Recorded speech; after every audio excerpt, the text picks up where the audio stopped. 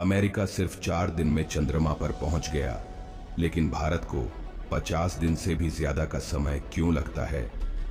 Apollo mission और चंद्रयान के उद्देश्य और उससे जुड़े क्राइटेरिया अलग अलग हैं। जहां अपोलो मिशन का उद्देश्य इंसानों को चंद्रमा पर पहुंचाना था, इधर चंद्रयान का उद्देश्य चंद्रमा पर वैज्ञानिक उपकरण पहुंचाकर अध्ययन करना। अब आपके दिमाग में एक सवाल आना लाजमी है, उद्देश्य से टाइम का क्या लेना देना? चांद की दूरी तो उतनी ही है, जनाब, दूरी उतनी ही है, पर रास्ते अलग हैं। अपोलो मिशन में यात्रियों की सुरक्षा सर्वोपरि थी। चांद तक पहुंचने से भी ज्यादा जरूरी था सभी यात्रियों को सही सलामत वापस धरती पर लाना। अपोलो 1 के यात्री लॉन्च के समय लगी आग में मारे गए थे। वहीं अपोलो 3 में तकनीकी खराबी के कारण उसे बिना चंद्रमा पर उतारे वापस ले आना पड़ा था। अपोलो के यान में अधिकतम सामान यात्रियों की सुरक्षा और जरूरत का था, पर जगह की बाधा के कारण एक सीमा से ज्यादा सामान नहीं रखा जा सकता था। ऐसे में यह जरूरी था कि यात्री कम से कम समय में यात्रा पूरी कर सकें और मिशन कम से कम समय में खत्म हो सके। इसीलिए चांद तक पहुंचने के ऐसे तरीके की गणना की गई जो बिना बाकी साधनों की परवाह किए ऐसा कर सके, और उसे अमल किया गया। इसके विपरीत चंद्रयान में यात्री ना होने की वजह से सुरक्षा वाली बाधा नहीं है। ऐसे में कम से कम लागत, कॉस्ट ऑफ ऑपरेशन में अधिकतम उपयोगी उपकरण को चांद तक पहुंचाने के तरीके सोचे जाते हैं, जिससे रिटर्न ऑन इन्वेस्टमेंट ऊंचा हो, अर्थात कम पैसे में ज्यादा काम। अपोलो ने अपनाया ये रास्ता। अपोलो को शुरू में पर्याप्त वेग के साथ पृथ्वी की कक्षा में डाला जाता था, जैसे कि हर अंतरिक्ष यान के साथ होता है। कक्षा में परिक्रमा शुरू होते ही इंजन बंद कर दिए जाते हैं और यान गति के नियमों का पालन करते हुए इसी कक्षा में परिक्रमा जारी रखता है। इस तरह की कक्षा में जब यान पृथ्वी से अपने निकटतम बिंदु पर होता है, उसकी गति सबसे अधिक होती है।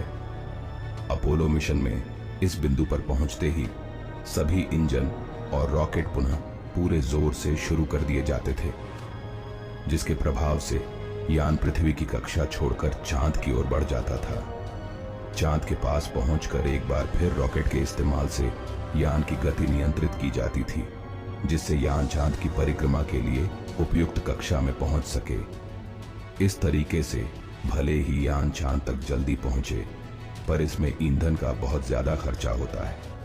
पर यात्रियों की सुरक्षा को ध्यान में रखते हुए यही उपयुक्त तरीका है। ऐसे मिशन के लिए सैटर्न 5 जैसे विशेष रूप से बने शक्तिशाली रॉकेट की भी आवश्यकता है, जो इस वक्त किसी देश के पास नहीं, और इनका निर्माण बहुत महंगा काम है। अब बात करेंगे चंद्रयान ने जो रास्ता अपनाया। चंद्रयान को शुरू में पृथ्वी की कक्षा में परिक्रमा के लिए डाला गया है, जैसा हर अंतरिक्ष यान के साथ होता है। चंद्रयान के पृथ्वी से निकटतम बिंदु तक पहुंचने पर रॉकेट को बहुत हल्का सा जलाकर बंद कर दिया जाएगा, जिससे यान की गति में थोड़ी सी बढ़त हो। इसके प्रभाव से चंद्रयान की कक्षा थोड़ी ऊंची हो जाएगी। चंद्रयान की अगली परिक्रमा में निकटतम बिंदु पर पहुंचने पर यह प्रक्रिया दोहराई जाएगी, जिससे कक्षा और ऊंची हो जाए।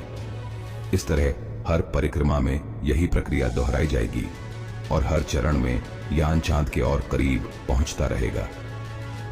ऐसा करते हुए एक ऐसा समय आएगा जब यान पर चांद के गुरुत्वाकर्षण का प्रभाव पृथ्वी के गुरुत्वाकर्षण प्रभाव से अधिक होगा और चंद्रयान चांद की परिक्रमा करने लगेगा। अब इसी प्रक्रिया को उल्टा कर हर परिक्रमा में यान की गति घटाते हुए धीरे धीरे चंद्रयान को चांद पर उतारा जाएगा।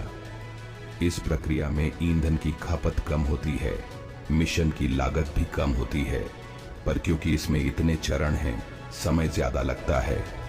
पर किसी की जान जोखिम में ना होने से और समय की बाधा ना होने पर यह चंद्रमा की यात्रा का सबसे बेस्ट तरीका है। इस तरीके के लिए विशेष रूप से बनाए गए अत्यधिक शक्तिशाली रॉकेट की आवश्यकता भी नहीं है। चंद्रयान 2 को GSLV Mark 3 रॉकेट से लॉन्च किया है, जो भले ही भारत का आज तक का सबसे शक्तिशाली रॉकेट है, पर इसकी क्षमता सैटर्न 5 की क्षमता का 1 भाग भी नहीं है। तो दोस्तों, कैसी लगी ये इंफॉर्मेटिव वीडियो? अच्छी लगी ना? तो चलो जल्दी से आने वाली वीडियो को देखने के लिए चैनल को भी सब्सक्राइब कर दो।